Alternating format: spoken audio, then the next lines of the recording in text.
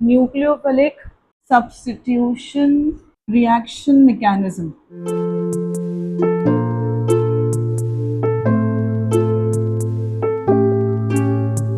SN1 and SN2 reactions हमको पढ़ने हैं, ठीक है। SN1 SN2 में जाने से पहले हम ऑप्टिकल आइसोमेरिज्म की बात करेंगे। ऑप्टिकल मतलब लाइट से रिलेटेड है और इसका मेन टाइप क्या था? It's a kind of stereo isomerism which arises due to different arrangement in 3D space। और क्योंकि हम यहाँ पे ऑप्टिकल आइसोमेरिज्म की बात करेंगे, इसका मतलब है मॉलिक्यूलर फॉर्मूला कंपाउंड्स का सेम होगा but they act differently for plane polarised light. Better to say now what is this plane polarised light? जो हमारी नॉर्मल लाइट है, जो सनलाइट की आप बात कर रहे हैं, उसके वाइब्रेशन सारे डायरेक्शंस में है, तभी तो वो यूनिवर्स में फैल जाती है, राइट। ये नॉर्मल लाइट है और वैसे फैल क्यों जाती है? बिकॉज स्कैटरिंग होती है ना। This is normal light. Now when this normal light is pass through a device called Nicol prism, तो क्या होगा? ये जो लाइट के वाइब्रेशन है ये अपने आप को प्लेन्स के बीच में सेट कर देंगे, ठीक है। और इसको आप बोलोगे what? Plane polarised light, PPL जिसको आप बोलते हो। Will use this PPL to identify or to recognize whether the given compound is optically active or not. And this PPL is passed through organic compound, but not so simple. क्या होता है?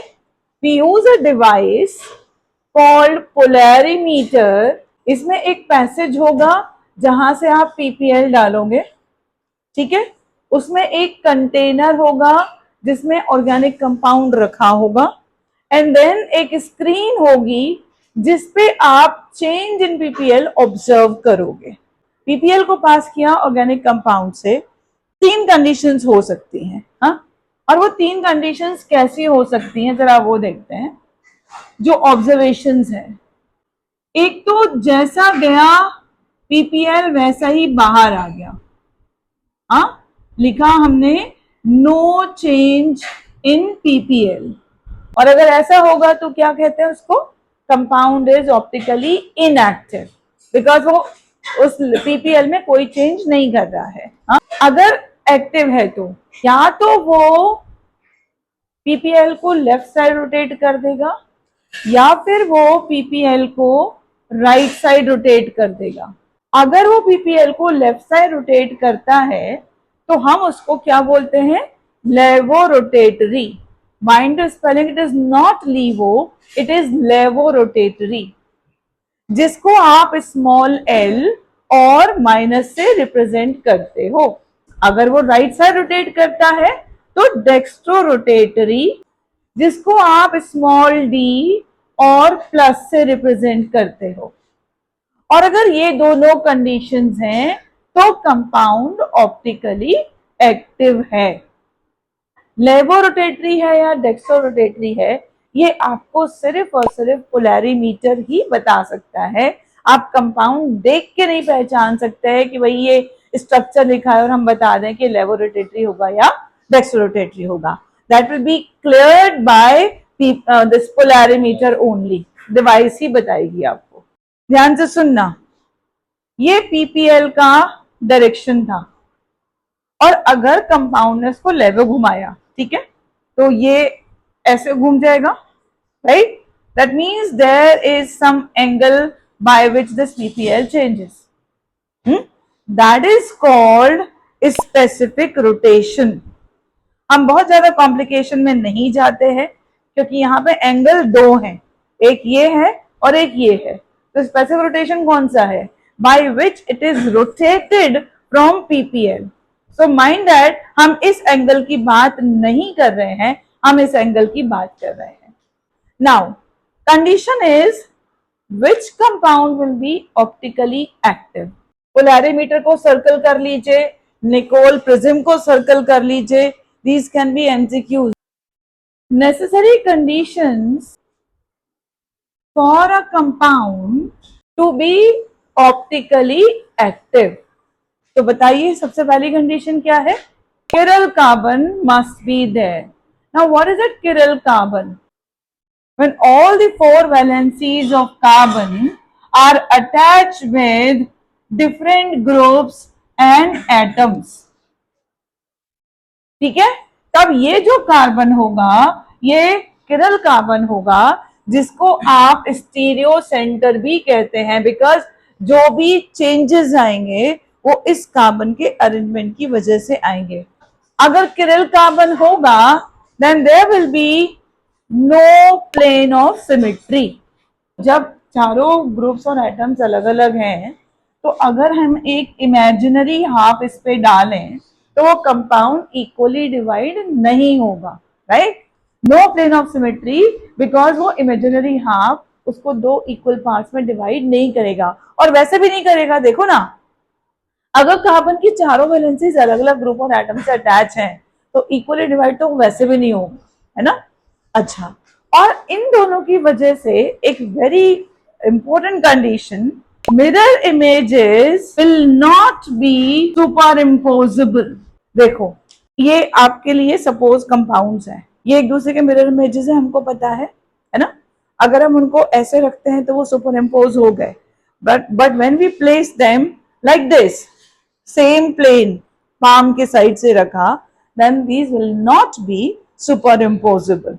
उनके अलग अलग एजेस हमको दिखाई देंगे, अलग अलग ग्रुप्स हमको दिखाई देंगे. ठीक है, so that is very very important condition, right? So mirror images will not be superimposable, and such mirror images are called as enantiomers. So what are enantiomers? How will you define that? Mirror images of optically active compound which are non-superimposable, these are called as enantiomers. जैसे तुमने butane two all बना लिया, आपने butane two all हो गया, जरा देखो, ठीक है? अब इसके बीच में डालो मिरर. अब मिरर में देखोगे तो कैसे दिखाई देगा? इसका OH तो दिखेगा इधर, ये H वहीं के वहीं रहेगा, CH3 वहीं के वहीं रहेगा, C2H5, मतलब आप देख रहे हो साइड्स बदल गए. और अब ये ऐसे रखा है, ये ऐसे रखा है, हाँ, इसको ऐसे उठा के यहां रखो ना, तो OH के नीचे क्या आएगा? C2H5, और C2H5 के नीचे क्या आएगा? OH. That means these mirror images are non-superimposable. Am I clear? So अब actually क्या है? These compounds are optically active, जिनके mirror images non-superimposable है. अभी समझ आ गया? और इनको हम mirror images को हम enantiomers बोलते हैं. अब एक और बात, ये दोनों के बारे में हमको बताएगा कौन? Not that structure, only polarimeter. समझ गए कि मतलब इसमें से एक कोई डेक्स्ट्रोरोटेटरी होगा और एक कोई लेवोरोटेटरी होगा. ठीक है, पोलैरिमीटर ने कहा कि डेक्स्ट्रोरोटेटरी है सपोज, और इसका जो डेक्स्ट्रोरोटेशन है वो 20 डिग्री है, तो इसका जो मिरर इमेज होगा वो ऑब्वियस है कि वो L हो जाएगा. वो लेवो, अगर मैं इसको L बनाऊंगी तो वो डेक्स्ट्रो हो जाएगा, समझ गए? और इसका जो लेवो होगा वो -20 डिग्री हो जाएगा. क्या बात समझ में आती है? कि मिरर इमेजेस के specific rotation equal in magnitude but opposite in direction होते हैं. अब मान लो मेरे पास मिक्सचर में दोनों हैं इक्वल अमाउंट में, दोनों को मैंने, एक का डेक्स्ट्रो का, एक का मैंने लेवो का. पोलैरिमीटर ने बताया कि ये डेक्स्ट्रो है तो मैंने उसका 1 ग्राम उठा लिया, पोलैरिमीटर ने बताया कि एक लेवो है तो मैंने उसका 1 ग्राम उठा लिया, दोनों को मिला दिया. तो जो मिक्सचर होगा वो ऑप्टिकली एक्टिव होगा कि नहीं होगा? क्योंकि +20 विल बी कैंसल बाय -20. ठीक है, बिकॉज दोनों इक्वल अमाउंट में है तो एक का dextro rotation will be cancelled by दूसरे का लेवो रोटेशन. एक वर्ड मैंने तुम्हें दे दिया यहाँ पे, racemic mixture and racemisation. Equimolar mixture of optical isomers is optically inactive because dextrorotation of one isomer is cancelled by levo rotation of other isomer. This mixture is called as racemic mixture and change in specific rotation after mixing is called racemization. इसको 3 stars लगा के रखिए. Racemic mixture and racemisation की definitions आती हैं. Racemic mixture को आप represent करते हो प्लस माइनस लिखा होगा तो और DL लिखा होगा तो. क्वेश्चन नोट करिए, very important question. Plus minus butane two all is optically inactive. देखो प्लस माइनस है तो इसका मतलब it is a racemic mixture which consists of equal amounts of dextro and levo and optically जो optical isomerism है यानी कि जो dextro और levo rotation है वो एक दूसरे से कैंसिल हो जाती है तो टोटल ऑप्टिकली इनएक्टिव. फिर since butane to all plus minus butane to all is recipe mixture right और फिर वो पूरा आंसर इसके साथ में लिख देना. बस एक वर्ड बताना है butane to all plus minus is recipe mixture. 2 terms और हैं, inversion of configuration and retention of configuration. Inversion of configuration, configuration reversed after reaction. Break में लिख दो like mirror image. Retention of configuration, configuration same after reaction. Inversion of configuration के लिए NCERT book में लिखा हुआ है like जब तेज हवा में आपने अम्ब्रेला खोला और वो तेज हवा से उलट गया